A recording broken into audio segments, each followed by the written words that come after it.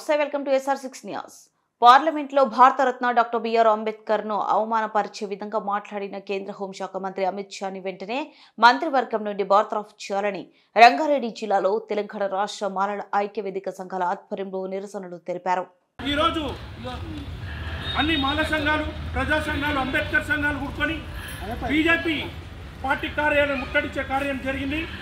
ముఖ్యంగా బాబాసాహెబ్ పై అనుచిత వ్యాఖ్యలు చేసిన అమిత్ షా గారు, మీరు వెంటనే రాజీనామా చేసి బాబాసాహెబ్ క్షమాపణ చెప్పాలి. అదేవిధంగా మందకృష్ణ మాదిగా మతి భ్రమించింది నీకు.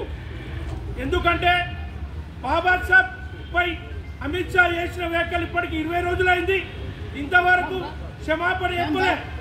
మీ వర్గం నుంచి, నీ నుంచి ఇంతవరకు నువ్వు కౌంటర్ ఇవ్వలేదు. మందకృష్ణ, నువ్వు బీజేపీ RSS బీజేపీ మనువాదుల తొత్తు. నీకు మధ్య భ్రమించి మోడీ గారికి వర్గీకరణ కావాలని అడిగినావు. నువ్వు అదే చదువుకొని నింటే, బాబాసాహెబ్ ఇచ్చిన అక్షర జ్ఞానం నీకు వచ్చిందంటే నువ్వు వర్గీకరణ కాదు, నువ్వు రాజ్యాంగం ప్రకారం మాకు వాటా పెంచాలి, రిజర్వేషన్ శాతం పెంచాలని అడిగేవాడివి. కానీ నువ్వు అలా అడగలేదు. దానికి కారణం నువ్వు చదువుకోకపోవడమే కారణం. అదే నువ్వు బాబాసాహెబ్ వాళ్ళ జ్ఞానం పొంది ఈరోజు నువ్వు చదువుకునింటే నువ్వు ఆ రోజు అడిగే విషయం, మోడీ గారిని అడిగారు ఏం కావాలని, నువ్వు వర్గీకరణ కావాలని అడిగావు. కానీ నీకు మతి భ్రమించి నువ్వు RSS బీజేపీ మనువాదుల తొత్తు కాబట్టి రిజర్వేషన్ శాతం పెంచుంటే ఈరోజు దళితులంతా నీకు సలాం కొడుతుండే.